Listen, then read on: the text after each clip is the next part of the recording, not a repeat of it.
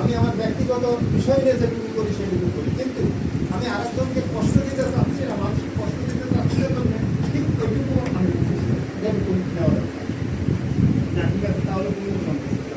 তার মানে শুধু আমাকে মানুষ করেনি, সে শুধু আমাকে পরিবর্তন করেনি, আরো 10 জনকে পরিবর্তন করতে পারছে। এই বিষয়টা আমার নজরে আসছে, এই বিষয়টা আমার নজরে আসছে, যে কারণে তারা কিছু দেওয়ার জন্য আগ্রহ প্রকাশ করছে না। তার ধন্যবাদ সভা, ঠিক আছে, আমি 500 টাকা দিচ্ছি, তার ধন্যবাদ সভা আমি 2 কেজি মিষ্টি দিচ্ছি, তার ধন্যবাদ সভা আমি এই জিনিসটা দিচ্ছি। এই যে ব্যাপার দিচ্ছি, মুখ দিয়ে বের হচ্ছে, এইটা তার ভালো নিদর্শন, এটা তার একটা ভালো নিদর্শন। পবিত্র বাইবেলে নাম কখনো দুষ্টদের নাম বা দুষ্টদের নিয়ে কোনো স্মরণ সভা বা ধন্যবাদের সভা কখনো করেছে? না না, কখনো আমরা শুনি না যে সেই ধন্যবাদের সভা বা স্মরণ সভা বা স্মৃতিচারণ সভা যেটাই হোক, সেটা কার জন্য হয়? যে ব্যক্তি জগতে থাকাকালীন সময় সুন্দর ভালো কাজ করে গিয়েছে, প্রভুর পক্ষে কাজ করেছে এবং তার জীবন ধর্ম আদর্শগুলি আমরা শিখি, যেন পরবর্তী তারা শুনবে, তারাও যেন এর মাধ্যমে অনুপ্রাণিত হয়ে সেই একই তারা সেই স্বর্গীয় আলো যেন তাদের মাধ্যমে জগতে প্রকাশ পায়। যেমন বঙ্গবন্ধু যে নিজে পাইছে, শুধু একা না, তার সঙ্গে আরও যারা ছিলেন, আপনারা অনেকে এখানে যুক্ত হয়েছে। আসলে প্রভুকে যখন আমরা ভালোবাসি তখন একজনের কাছ থেকে আরেকজনের কাছে সেটি প্রকাশ হয়। যেমন এখানে সেবা কাজে সেবা করতে হচ্ছে, এটা সবচেয়ে বড় কাজ। এখান থেকে প্রচারের আমি বলি যে অনেক বড় মাধ্যম এখানে।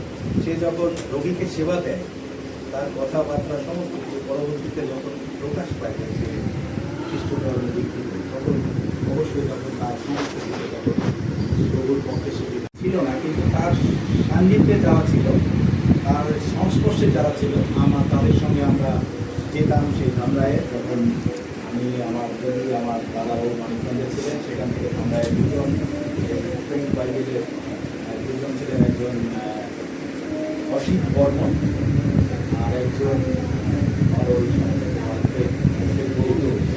তার বড় ভাই নামটা আমার খেয়াল হচ্ছে না এই সময়।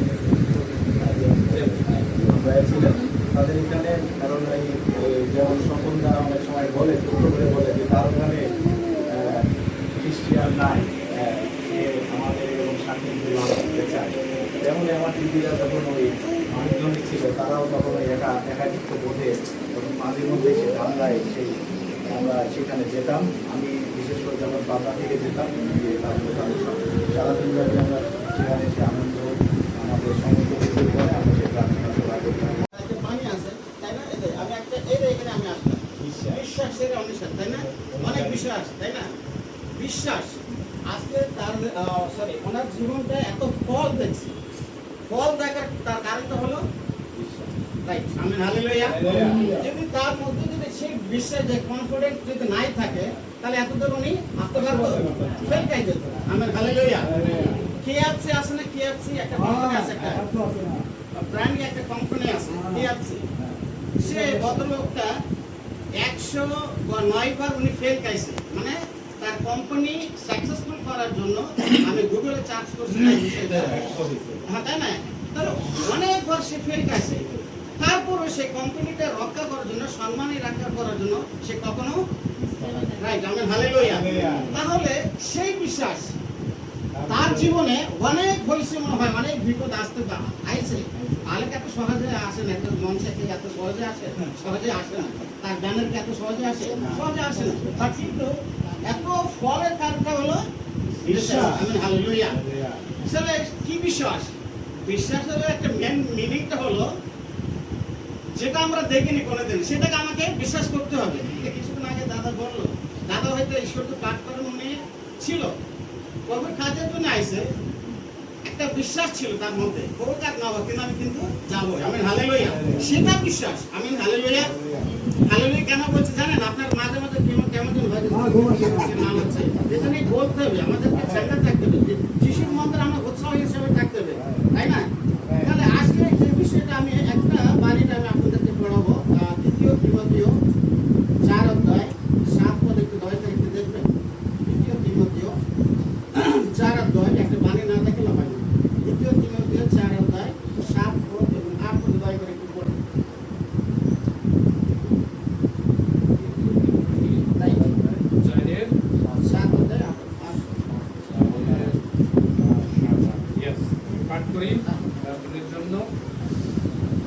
এখানে এভাবে লেখা আছে, আমি উত্তম যুদ্ধে প্রাণপণ করিয়াছি, নিরুপতের পথে শেষ পর্যন্ত দৌড়াইয়াছি, বিশ্বাস রক্ষা করিয়াছি।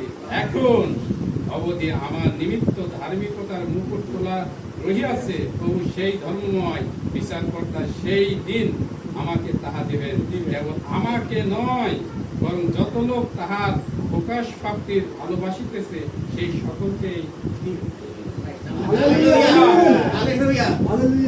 কোথায় দৌড়াইছে উনি? কি রক্ষা করার জন্য দৌড়াচ্ছে? বিশ্বাসের সহিত তাই না, শেষ পর্যন্ত, মৃত্যুর শেষ পর্যন্ত সে দৌড়াইছে। কিন্তু আমরা অনেক জায়গায় আমরা দৌড়াই, কিন্তু কোথায় কোথায় দৌড়াই? অনেক জায়গায় দৌড়াই না। আমি অনেক জায়গায় স্কুলে যখন ছিলাম তখন অনেক জায়গায় দৌড়াইছি, কলেজে যখন ছিলাম দৌড়াইছি, সামাজিক ক্লাবে যখন যিশুকে যখন কখনো দৌড়াইছি অন্য জায়গায়, কিন্তু এই দৌড়ানো আমি দৌড়াইনি। কিন্তু এই দৌড়ানি কখন দৌড়াইছি? তখন আমি যিশুর কথা আমি ট্র্যাকে করলাম, মানে যিশুকে যখন বিশ্বাস করলাম, ট্র্যাকে করছি, তখন আমি দৌড়াতে শুরু করছি তাই না। তাহলে অবশ্যই আমাদেরকে সেই বিশ্বাস আমাদেরকে রাখতে হবে। তাহলে আমাদের মধ্যে দেখেন অনেক পালকরা এখানে প্রচার করছে, হয়তো তাদের 40 বছর 50 বছর বাইরেছে, কিন্তু কেএফসি যে মালিক আছে, কিন্তু কেএফসি যে মালিক চিকেন যে প্রায় যেটা আছে, ওই মালিকটা কিন্তু বেশি দিন বাঁচেনি, কিন্তু আসলো তার ইতিহাস একটু দেখেন, বেশি দিন বাঁচলো না, কিন্তু সে সাকসেস করেছে। আজকে আমাদের যে বিষয়টা হলো, হয়তো আমার তো 40 পার হয়ে গেছে অলরেডি, আর বেশি অল্প দিনে আমাদের মধ্যে আছে, অল্প সিঁড়ি আছে আমার সামনে, এটা উঠতে পারবো কিনা সন্দেহ আছে, আমি নিজের কাছে জানি না। হয়তো আমি যেটা বলতে যাচ্ছি, আজকে অনেক প্রকৃত আছে, অনেক পালক আছে, অনেক প্রচারক আছে, কিন্তু আমাদের জীবনটা অলরেডি চলে গেছে। কিন্তু যে কেএফসি যে মালিক পিছা যায়নি, তাই না? আজকে আপনি ঠিক তেমনি ভাবে প্রভুর পরিচয়কে যদি আপনি যদি এইভাবে যদি দৌড়ান, তাহলে আপনাকে অবশ্যই কি করতে হবে? বিশ্বাস। আমি হালেলুয়া, হালেলুয়া। তাহলে অনেক বিশ্বাস করে রাখতে হবে। বালকের জীবন, আমি একটা এক্সাম্পলটা বলি, এটা এক পোর্টাল দেখালাম। বালকের জীবনটা হলো কঠিন বিষয়। কয়েকদিন আগে আমি বলছি এই বিষয়গুলো। সেটা হলো, তাড়াতাড়ি বলছি, সেটা হলো আমেরিকাতে একটা ভদ্রলোক বা একটা লোক ছিল, তার নামটা আমি পড়ে বলবো। সে 3টা সিদ্ধান্ত নিয়েছে তার ক্যারিয়ার সাকসেস করার জন্য বা ভালো ফল দেখার জন্য। সে 3টা সিদ্ধান্ত নিয়েছে। এর মধ্যে আমি তাড়াতাড়ি বলছি, এর মধ্যে সে প্রথমটা হলো পয়সার কথা মনে আছে দাদা, রাইট? তাহলে যে প্রথম সিদ্ধান্ত হলো কি কিনা জানেন? যে যুবপালকটা সিদ্ধান্ত নিয়েছে, সে প্রথমটা যে সিদ্ধান্তটা হলো আমার স্ত্রীর সাথে একান্তভাবে, আমার স্ত্রীর সাথে একান্তভাবে কথা বলবো, কিন্তু অন্য লোকের মেয়ের সাথে আমি একান্তভাবে কথা, রাইট? আমরা হালেলুয়া। বালকরা একান্তভাবে ফ্রিডম আছে নিজের পক্ষে কথা বলা। অন্যের সাথে যদি কথা বলি, তাহলে বিশ্বাসের সাথে আমি দাঁড়াতে, রাইট? তাহলে মন্ডলীতে শুরু হয়ে যাবে আমার নামে ব্যাড নেম হয়ে যাবে, সমাজের ক্ষেত্রে শুরু হয়ে যাবে আমার নাম পালে গিয়ে শুরু করেছে।